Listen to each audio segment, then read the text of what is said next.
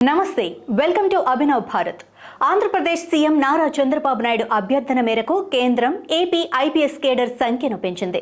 ప్రస్తుతం ఆంధ్రప్రదేశ్కు 144 మంది ఐపీఎస్లుండగా దీనికి మరో 30 మందిని జమ చేసి కేడర్ స్ట్రెంగ్త్ 174కు పెంచుతూ కేంద్రం గెజిట్ నోటిఫికేషన్ విడుదల చేసింది.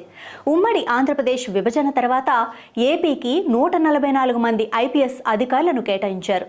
అయితే వైసీపీ ప్రభుత్వ హయాంలో జిల్లాల సంఖ్యను పెంచడంతో పెరిగిన జిల్లాలకు అనుగుణంగా నూతన ఎస్పీలు, క్రైమ్, నిఘా విభాగాలు ఏర్పాటు చేయాల్సి వచ్చింది. అయితే అందుకు అవసరమైనకు ఏపీలో ఐపీఎస్ అధికారులు లేకుండా పోయారు. 2024లో కూటమి ప్రభుత్వం కొలువు తీరాక ఏపీలో ఐపీఎస్ అధికారుల కొరతను గుర్తించిన చంద్రబాబు ఈ విషయాన్ని కేంద్రం దృష్టికి తీసుకెళ్లారు. ముఖ్యమంత్రిగా ఢిల్లీ పర్యటనలకు వెళ్లిన చంద్రబాబు ఐపీఎస్ కేడర్ స్ట్రెంగ్త్ మీద కేంద్ర హోంమంత్రి అమిత్ షాతో చర్చించారు.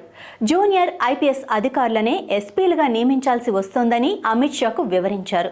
సీనియర్ డ్యూటీ పోస్టుల్లో 95 మంది ఐపీఎస్లను కేటాయించాలని అమిత్ షాను కోరారు.